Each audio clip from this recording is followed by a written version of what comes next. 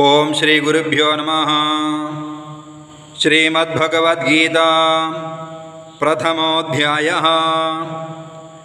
धृतराष्ट्र उवाच धर्मक्षेत्रे कुरुक्षेत्रे समवेदायुयुत्सवः मामकाः पाण्डवाश्चैव किमकुर्वत संजय।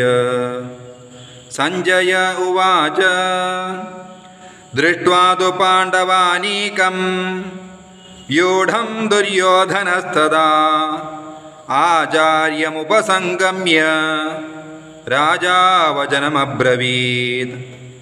पश्येतां पाण्डुपुत्राणाम् आचार्यमहतीं च मों व्यूढां द्रुपदपुत्रेण तव शिष्येण धीमता। अत्र शूरा महेश्वासा भीमार्जुनसमायुधि युयुधानो विराटश्च द्रुपदश्च महारथः। दृष्टकेतुश्चेकितानः काशीराजश्च वीर्यवान् पुरुजित्कुन्दिभोजश्च शैब्यश्च नरपुङ्गवः। युधामन्युश्च विक्रान्त उत्तमौजाश्च वीर्यवान् सौभद्रो द्रौपदेयाश्च सर्व एव महारथाः। अस्माकं तु विशिष्टाये तान् निबोध द्विजोत्तम नायका मम सैन्यस्य संज्ञार्थं तान् ब्रवीमि ते। भवान् भीष्मश्च कर्णश्च कृपश्च समितिञ्जयः अश्वत्थामा विकर्णश्च सौमदत्तेस्तथैव च अन्ये च बहवः शूरा मदर्थे त्यक्तजीविताः नानाशस्त्रप्रहरणाः सर्वे युद्धविशारदाः। अपर्याप्तं तदस्माकं बलं भीष्माभिरक्षितं पर्याप्तं त्विदमेतेषां बलं भीमाभिरक्षितम्।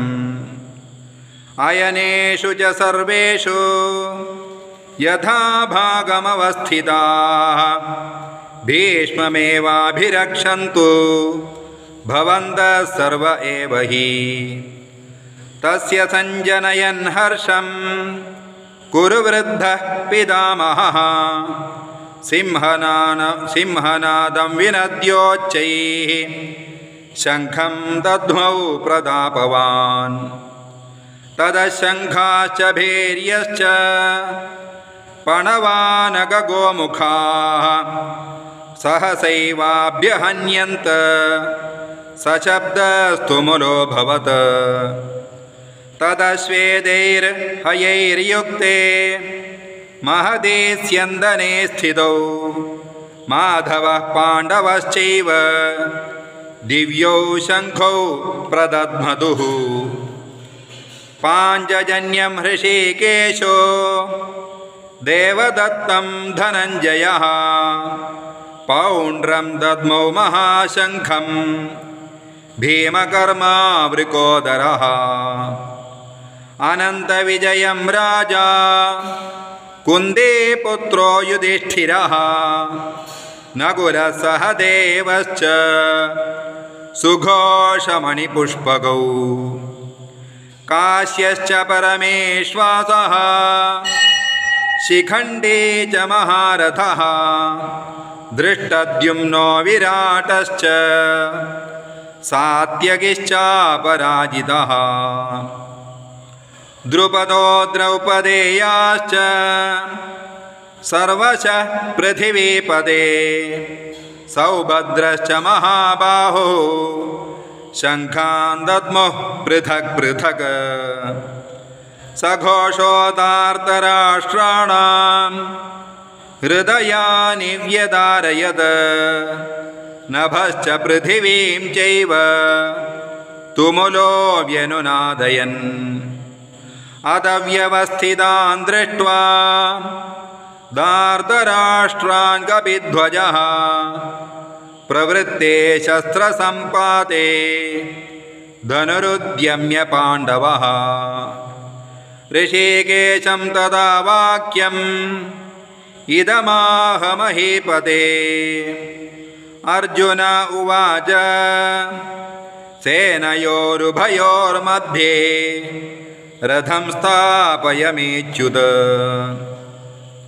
यावदेतान्निरीक्षेऽहं योद्धुकामानवस्थितान् कैर्मया सह योद्धव्यम् अस्मिन् रणसमुद्यमे योत्स्यमानानवेक्षेऽहं य एतेऽत्र समागताः दार्तराष्ट्रस्य दुर्बुद्धेः युद्धे प्रियचिकीर्षवः सञ्जय उवाच एवमुक्तो ऋषिकेशो गुडाकेशेन भारत सेनयोरुभयोर्मध्ये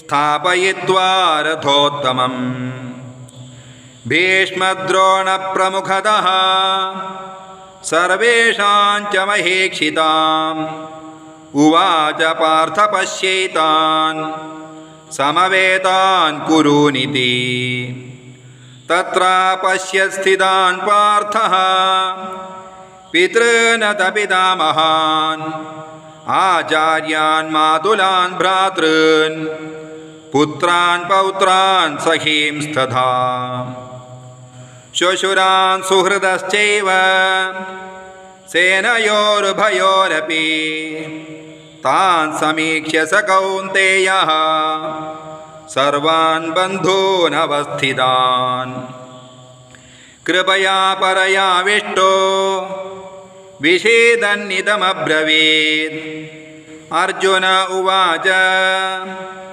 दृष्ट्वेमं स्वजनं कृष्ण युयुत्सुं समुपस्थितम् सेदन्ति मम गात्राणि मुखं च परिशुष्यति वेपथुश्च शरीरे मे रोमहर्षश्च जायते गाण्डीवं स्रंसते हस्तात् त्वक्चैव परिदह्यते न च शक्नोम्यवस्थातुं भ्रमतीव च मे मनः निमित्तानि च पश्यामि विपरीतानि केशव न च श्रेयोनुपश्यामि हत्वा स्वजनमाहवे न काङ्क्षे विजयं कृष्ण न च राज्यं सुखानि च किन्नो राज्येन गोविन्द किं भोगैर्जीवितेन वा येषामर्थे काङ्क्षितन्नो राज्यं भोगा सुखानि च तैमेव स्थिता युद्धे प्राणां त्यक्त्वा धनानि च आचार्याः पितरः पुत्राः तथैव च पितामहाः मातुलाः श्वशुराः पौत्राः श्याला सम्बन्धिनस्तथा एतान्न हन्तुमिच्छामि ज्ञतोऽपि मधुसूदन अपि त्रैलोक्यराज्यस्य हेतोः किन्नु मही कृते निहत्य दार्तराष्ट्रान्नः का प्रीतिः स्यात् जनार्दन पापमेवाश्रयेदस्मान् हत्यैतानाततायिनः तस्मान्नार्हा वयं हन्तुं दार्तराष्ट्रान् स्वबान्धवान् स्वजनं हि कथं हत्वा सुखिनः स्याम माधव यद्यप्येतेन पश्यन्ति लोभोपहतचेतसः कुलक्षयकृतं दोषं मित्रद्रोहे च पातकम् कथं ज्ञेयमस्माभिः पापादस्मान्निवर्तितुं कुलक्षयकृतं दोषं प्रपश्यद्भिर्जनार्दन कुलक्षये प्रणश्यन्ति कुलधर्माः सनातनाः धर्मे नष्टे कुलं कृष्णम् अधर्मोऽभिभवत्युत अधर्माभिभवात् कृष्ण प्रदुष्यन्ति कुलस्त्रियः स्त्रीषु दुष्टासु वार्ष्णेय जायते वर्णसङ्करः संकरो नरकायैव कुलज्ञानां कुलस्य च पतन्ति पितरो ह्येषां लुप्तपिण्डोदकक्रियाः दोषैरेतैः कुलज्ञानां वर्णसङ्करकारकैः उत्साद्यन्ते जातिधर्माः कुलधर्माश्च शाश्वताः उत्सन्नकुलधर्माणां मनुष्याणां जनार्दन नरके नियतं वासो भवतीत्यनुशुश्रुम अहो बत महत्पापं कर्तुं व्यवसिता वयं यद्राज्यसुखलोभेन हन्तुं स्वजनमुद्यताः यदि मामप्रतीकारम् अशस्त्रं शस्त्रपाणयः धार्तराष्ट्रारणे हन्युः तन्मे क्षेमतरं भवेत् संजय उवाच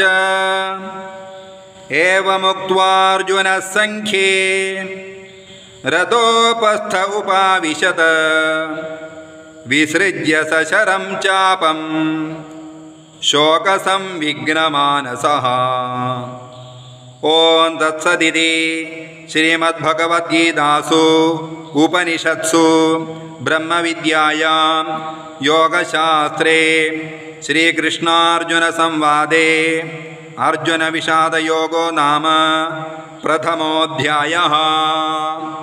ओम।